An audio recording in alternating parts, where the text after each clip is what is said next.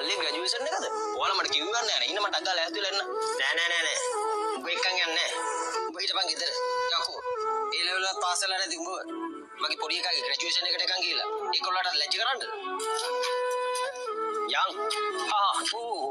අනිත් කාරණේ.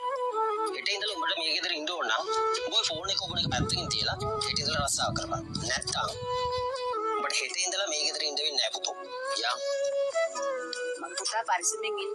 අපි ගිහින් එන්නම් ඔය තාත්තා කීරියා වැඩි ගණන් ගන්න එපා. අම්මා එක්කවත් තාත්තා එක්කවත් මගේ කිසිම තරහක් නැහැ. ඔයගොල්ලෝ හොඳින් ඉන්න. මම යනවා.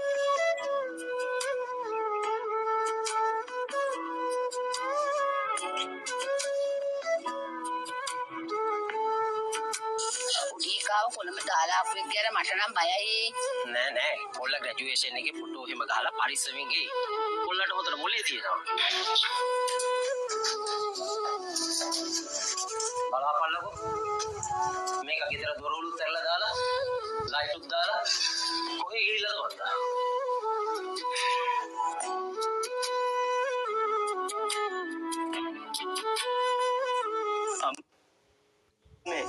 අම්මා එක්කවත් තාත්තා එක්කවත් මගේ කිසිම තරහක් නැහැ. ඔයගොල්ලෝ හොඳින් ඉන්න. මම යනවා. ඒ තාත්තගේ ලෙඩේ එන්නෙම වැඩි වෙනවා. ඔපරේෂන් එක කරන්න ලක්ෂ 40ක් යනවා කියලා ડોක්ටර්ස්ලා කිව්වා.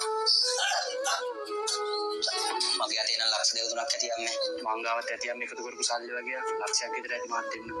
ඒ ඉතින් ලොකු අයියාත් ඉන්නේ. එයාගේ තාත්තානේ. එයාගෙන තිල්ලන්න සල්ලි. හරි. අයියට මං එන්න කිව්වා. දැන් අයියා එනවා ඇති. හැබැයි ඉතින් එයා ගාව නම් එහෙට සල්ලියක් නැතුව ඇති.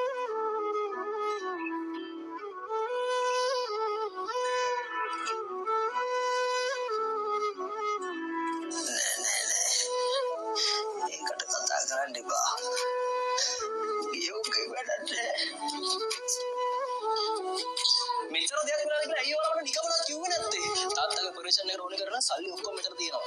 තව සල්ලි වුණා මට කෝල් කරන්න. ඔයාලා මාව අතහැරියට මං ඔයාලව අතහැරියේ නැහැ. මම යනවා මල්ලි.